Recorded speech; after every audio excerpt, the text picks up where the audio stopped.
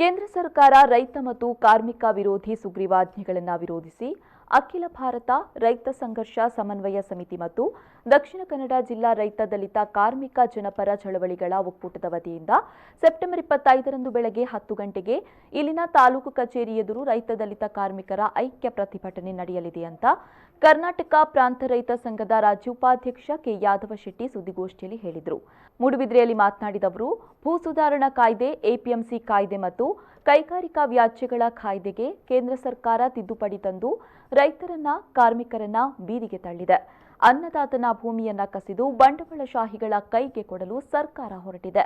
ಸುಗ್ರೀವಾಜ್ಞೆಗಳನ್ನು ವಿರೋಧಿಸಿ ಶಾಸನವಾಗದಂತೆ ನೋಡಿಕೊಳ್ಳಲು ರೈತ ಸಂಘಟನೆಗಳು, ಕಾರ್ಮಿಕ ಸಂಘಟನೆಗಳು ಜಿಲ್ಲೆಯಾದ್ಯಂತ ಪ್ರತಿಭಟನೆ ನಡೆಸಲಿದೆ ಅಂತ ಹೇಳಿದರು.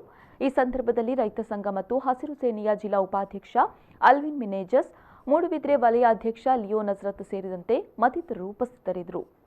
ನಮ್ಮ ರಾಜ್ಯದಿಂದ ಬೇರೆ ರಾಜ್ಯಕ್ಕೆ ಕೊಡುವಷ್ಟು ಉತ್ಪಾದನೆ ಇದೆ. ಇದನ್ನು ಖಾಸಗೀಕರಣ ಮಾಡುವಂಥ ಯಾವುದೇ ಅಗತ್ಯ ಇಲ್ಲ. ಆದರೆ ಯಾವುದೇ ಬೇಡಿಕೆ ಇಲ್ಲದೆ ಈ ಸರ್ಕಾರ ವಿದ್ಯುತ್ 2003 ತಿದ್ದುಪಡಿ ಮಾಡಿ 2020 ಕಾಯ್ದೆಯನ್ನು ತಂದಿದೆ. ಖಂಡಿತ ಕೂಡ ಇದು ಜನಸಾಮಾನ್ಯರಿಗೆ ಅತ್ಯಂತ ದುಬಾರಿಯಾಗುವ ಪರಿಸ್ಥಿತಿ ಇದೆ. ಭೂ ಸುಧಾರಣೆ ಅನ್ನುವಂಥದ್ದು ಭಾಳಷ್ಟು ಸಂದರ್ಭದಲ್ಲಿ ಭೂ ಸುಧಾರಣೆ ಹೋರಾಟ ಆಗಿದೆ. 1961ರ ಭೂ ಸುಧಾರಣೆ ಕ್ರಾಂತಿಕಾರಿ ಕಾನೂನು ಏನಿದೆ ಅದರಲ್ಲಿರುವ ಕಲಂ 79A, ಕಲಂ 79B ಮತ್ತು ಕಲಂ 79C ತಿದ್ದುಪಡಿ ಏನಿದೆ ಅದು ಭೂ ಸುಧಾರಣೆ ಕಾಯ್ದೆಯ ರಥ ಇದ್ದಂತೆ. ಅಂಥ ಭೂ ಸುಧಾರಣೆ ಕಾಯ್ದೆಯನ್ನು ತಿದ್ದುಪಡಿ ಮಾಡಿ ಇನ್ನು ಮುಂದೆ ಕೃಷಿಕರ ಭೂಮಿಯನ್ನು ಕಾರ್ಪೊರೇಟ್ ಸಂಸ್ಥೆಗಳಿಗೆ, ಉದ್ಯಮಿಗಳಿಗೆ, ಕಂಪನಿಗಳಿಗೆ ಕೊಡುವಂಥ ಎಲ್ಲ ರೀತಿಯ ಹುನ್ನಾರ ನಡೆಯುತ್ತದೆ.